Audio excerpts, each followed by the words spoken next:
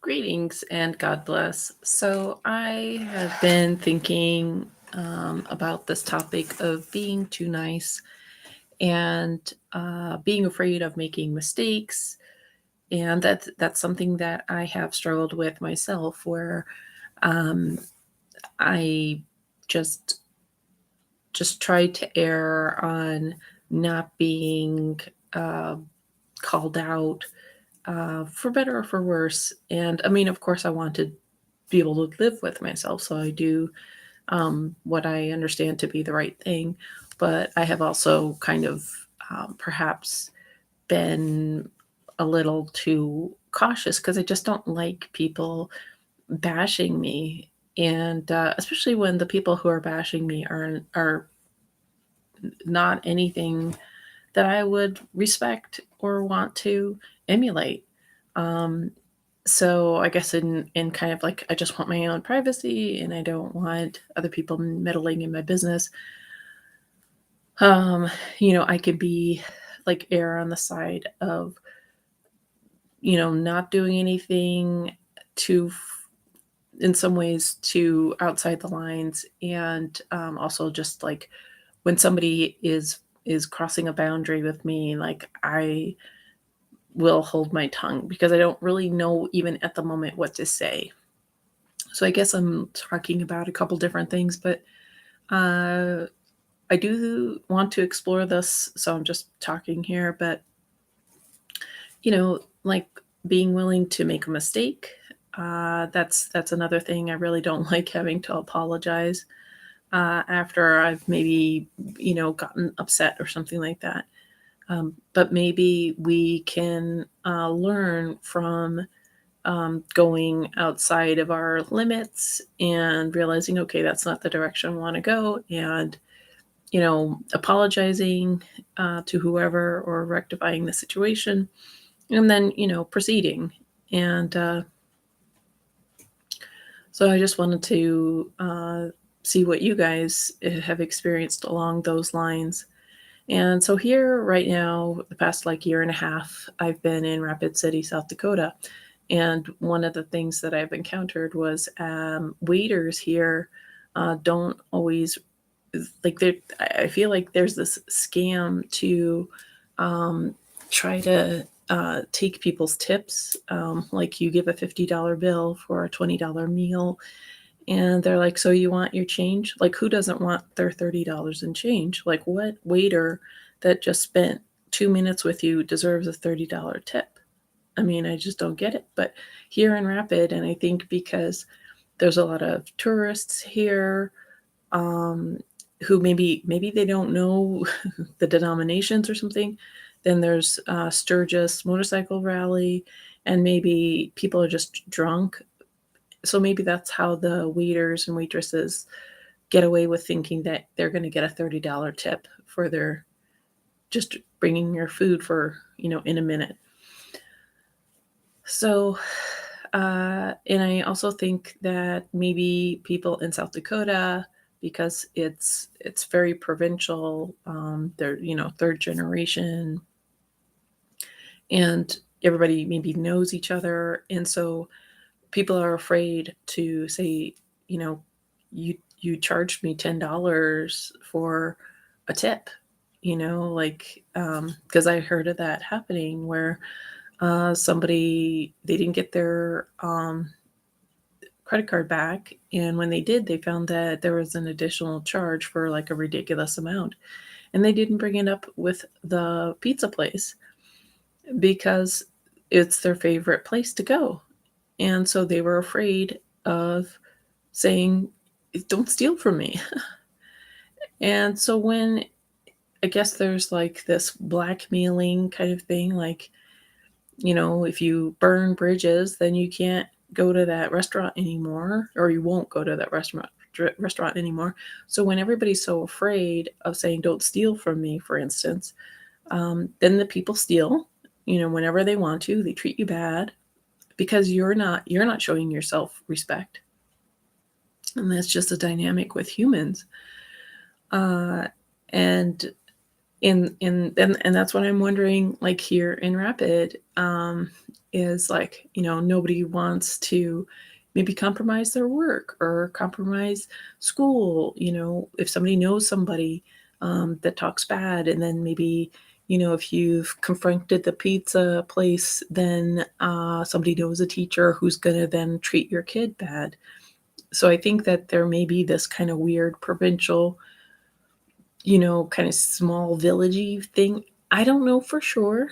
This is just speculation, but I could imagine that being something, because when you're in a major city, it's so big, you're kind of safe in an anonymity. Like if you go to the Walgreens and the cashier does something wrong, you talk to the manager, and you don't really feel like it's gonna find you when you get back to your part of town, because everything is so far away and everybody is just busy with their lives, not trying to, hunt you down or something like that. And I don't know if that happens here, but just like the aggressive homeless people here, and I've mentioned it. Like some people are completely oblivious because it's a car city, so everybody's just in their cars and they're shopping at the mall. They're not in the downtown tourist area, which is where you get a majority of the homeless people, because they're shaking people down for spare change. They're shaking the tourists down, and the police aren't there. The only time I ever see police or the community officers is when there's a festival. That's when there's any kind of presence of law enforcement, is when there's some type of fair or festival, and when there's tourists. But when you're solo, 20-degree weather, and trying to go somewhere, there's like, 5 to 10 groups of aggressive homeless people, and not one police officer or community development officer. I mean, it's just so ridiculous. I mean, there's the traffic cop who's giving people tickets, but um, yeah, it's really shameful. But I don't know. I mean, I've lived in New York and San Francisco, and so where it was normal to be a pedestrian, and so there were buses that were, you could get a bus like every 15 minutes or every half hour, and there would be bus shelters, and it was just humane. And maybe, that humane and thing, maybe it's just maybe that's just a rare thing to find in a major city, because I haven't found it in when I was in Montana either. There was not. I mean, at least there were bus signs at bus stops. Like here in Rapid, there's not even necessarily a bus sign at all the bus stops. Like if you're at the mall, there's no bus stop sign at the mall, so you have to know where to stand, and it's on this pile of rocks. And with the 60-mile-an-hour winds and the dramatic changes in weather temperature, it can change like 50 degrees in a couple hours or even less than that. So you're in the freezing, windy, cold, sitting on a pile of rocks at the mall, and it's hard to tell when the bus is going to arrive. It's just torture. It's torture taking a bus here, which is what they want. They want everybody to own a car, and yeah.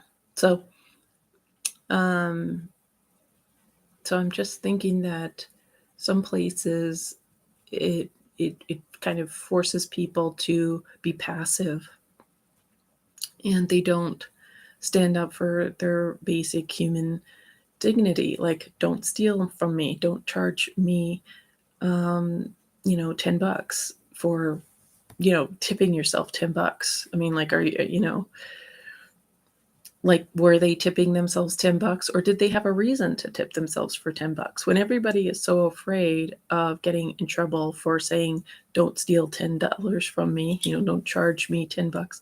When everybody's so afraid, maybe there's a reason why they were charged $10 and that it wasn't stolen from them. But when we can't communicate because we're all so afraid, people are less informed and they lose respect for themselves somewhat. And others, if they don't even lose respect for themselves, others have lost respect as well. And on the other hand, there can be being too strident. And I can be like that too. I can be passive and then I could be too intense and maybe too florid or too flowery in a way, like, to just say too much. Because I'm kind of melodramatic. I can be a little in when I'm describing a, a situation, or maybe I'm not even melodramatic. Maybe I'm accurate, but a lot of people tend to be really thin-skinned about um, hearing at least my assessment of a situation. Um, so we may need to make sure that we're being accurate when we're saying, like, did you steal $10? Or maybe instead of saying, why did you steal $10? Like, what's this $10 charge? So stop, maybe avoid saying it was being stolen, although it is. I mean, it's you don't just charge $10 without somebody's consent, because if you start taking $10, what's to stop you from then taking 20 and 100 and 1,000? I mean, that's just logical. So I guess that is basically what I wanted to say about being too passive. It's not. Um, it may seem like the easy, safest way to go, but it's not a growth-oriented thing. And I can understand about kind of being paralyzed into passivity, but there's small ways to begin to push the envelope to be on your growing edge. Um, and and I think that it really helps not only yourself and your loved ones, but I think it really does keep civilization growing and moving. Like, when everybody's so afraid and calcified and just like petrified to challenge the narrative, that's not, number one, that's not human. It's not a human um, like environment. That's not human habitation for everybody to be paralyzed and one person or one group to be in control. And I know that's like what's going on right now. um, and maybe that's part of the institutions of work and marriage and stuff like that. And I believe in marriage, but I think that a lot of people are doing a lot of settling. And I'm not saying that everything should be a conflict either, but um, it seems to me that things need to be mutually beneficial, and that there should be reciprocity, and not where the restaurant is trying to um, you know like steal your tip from you if you're too drunk to count, or if you're too distracted. I get really kind of discombobulated, and I don't always, I'm not always counting all of the coin change that I get when I'm leaving the grocery store. And I find that too here, like the supermarkets. Um, like, I don't know if it's just recently, I don't know if it's just South Dakota, but the supermarkets, like, there'll be like a sale on oranges and a sale on the pie and a sale on whatever. And then I get to the register. The sales are not on the register. And so then you have to, and it's kind of confusing to read the screen of the cashier's register thing, the display. And then you need to say, oh, well, the frozen fish, the discount didn't come off. And then the cashier's like, oh, having to properly do that. And then you have to get the manager to get their go ahead on the proper price. And that I find this a lot, where the sales price is not in the register. And sometimes it's in that little newspaper thing that you get, with the sales. Um, but and I wonder if they do this on purpose. So you buy the thing because it's on sale. You buy it too because it's on sale. Then you get to the register, and then you have to wrangle with the cashier, who's already like they've been suffocated for 2 years. They're suffocated. They've had to have nasal rape. They've had to have medical rape, like in their bloodstream. I don't blame them for being kind of grumpy. I mean, the front line. I mean, the entry level workers. I feel so bad for them because, like, the only people that are tolerating this are people who have no other choice, and that's the thing. Like those cashiers at the drugstore, at the grocery store, at the convenience store, at the gas station that are under like this evil globalist Luciferian leprosy oriented people that are trying to make life a living hell, which they have for these people, for the entry level workers. So I don't blame them. I just don't like that um, the stores are making it harder for the entry level workers when the stores should put their sales in their database, but they don't, because I think that the stores just want to make money. So you buy, let's say you buy one or two more things on sale because that you wouldn't normally buy, but you're buying it because okay, it's on sale, and then the sale price isn't there. And I think that they know that people in South Dakota are a little bit more laid back or afraid to stand up. And so the stores, I think, take advantage of that because I have seen this. I mean, now I have to write down each time how much the thing was. And then I have to like contend each time I go to the register. Pretty much, I mean, like definitely like 60 to 70% of the time, I have to make sure that the prices are correct.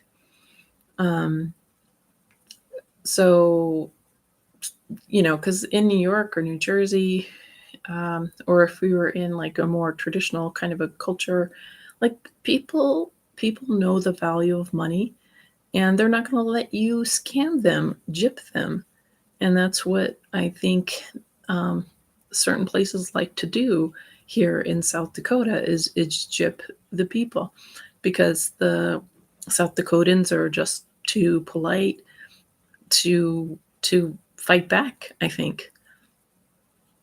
And I think that's a problem is like and it's one of mine is shame. Like I don't want to embarrass myself because maybe I'm wrong, like back to that charging $10 on the card. Like maybe that pizza place has a $10 policy penalty if you leave your credit card overnight. I mean, it's ridiculous, but maybe that's the case. And so if I say, why did you charge, why did you steal $10 from me? And then they could come back, well, that's our policy for those who leave the card overnight. Uh, so yeah, I wouldn't like to be told that I'm overreacting, but maybe we need to be willing to have those unpleasant, and they're not right. I mean, I think if somebody's stealing money from you, you have a right to overreact, especially since there's a lot of crap going on everywhere, like getting spammed all the time and getting telemarketer calls all the time and dealing with aggressive people, aggressive homeless people all the time, or nasty cashiers who I give them a bit of a break because they're just in probably the worst situation because they're kind of imprisoned by their bills, the rent and childcare costs and stuff. So I just wanted to encourage us to be willing to make mistakes, and people can call us names, and we might even experience some embarrassment or shame for practicing, like, because it's hard to know how to be assertive without making some mistakes along the way. So, um, we need to just allow ourselves to make some mistakes as we're learning to be more assertive, especially in this weirder culture we're in right now where stores are like, yeah, it's on sale, but we're not going to put it in the price. So we'll only give you the sale if you're willing to hassle us and be hassled for it. So we're in just this new kind of competitive kind of dog eat dog jungle kind of thing. And maybe that, used to be in like high level competitive jobs, or maybe, I don't know, maybe it's always been there, but um, maybe I'm just having more spending more time, being more attentive, and maybe it matters more to me now. Maybe this has always been going on, but now I'm in my own growth, and I want to be assertive and be like, you know what's up with charging me $10. Maybe now I just have the strength, whereas before I was in denial, oblivious, too overwhelmed, and it didn't matter then, perhaps. So who knows if it's just me or culture. But I just wanted to see what you guys have experienced, and encourage you in your journey to be assertive and forgiving of yourself when you're not perfect at this endeavor. Okay, God bless.